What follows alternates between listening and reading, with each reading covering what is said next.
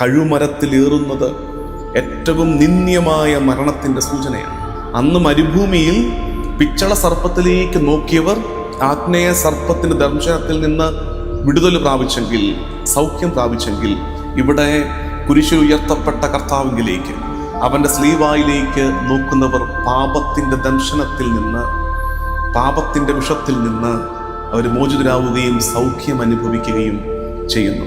അത് കർത്താവ് ഏറ്റവും നിസ്സാരമായതിനെ, മനുഷ്യൻ ഉപേക്ഷിച്ച് കളഞ്ഞതിനെ, തള്ളിക്കളഞ്ഞതിനെ, വെറുപ്പോടെ മാറ്റി നിർത്തിയതിനെ കർത്താവ് എടുത്ത് ഉയർത്തി രക്ഷയുടെ അടയാളമാക്കുന്നതിൻ്റെ സൂചനയാണിത്. ശരിക്കും അവിടെ നമുക്കുള്ള തിരിച്ചറിവെന്നറിയാമോ? നമുക്കൊക്കെ ഇത് പ്രാർത്ഥിക്കാൻ പറ്റും. ഇങ്ങനൊരു പ്രാർത്ഥന ഉയർത്തണം.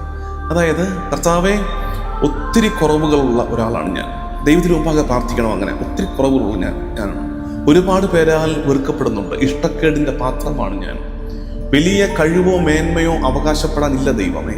പക്ഷെ ഞാൻ അറിയുന്നു, പിച്ചള സർപ്പത്തെ സൗഖ്യത്തിൻ്റെ അടയാളമായി ഉയർത്തിയ കർത്താവേ, നിന്ദയുടെ അടയാളമായിരുന്ന സ്ലീവായെ, കുരിശിനെ മഹത്വത്തിൻ്റെ രക്ഷയുടെ ചിഹ്നമായി ഉയർത്തിയ കർത്താവേ, നീ എന്നെ ഉയർത്തുമ്പോൾ ഞാനും നിന്റെ അടയാളമായി ഈ ഭൂമിയിൽ മാറുമെന്ന് വിശ്വസിക്കുന്നത്. അതുകൊണ്ട് സങ്കടപ്പെട്ടിരിക്കുന്നവർ, പ്രത്യേകിച്ച് എനിക്കൊരു വിലയില്ല എന്ന് വിചാരിക്കുന്നവർ ഒക്കെ മനസ്സിലാക്കുക, ദൈവത്തിന് നമ്മളെ ഉയർത്താൻ പറ്റും.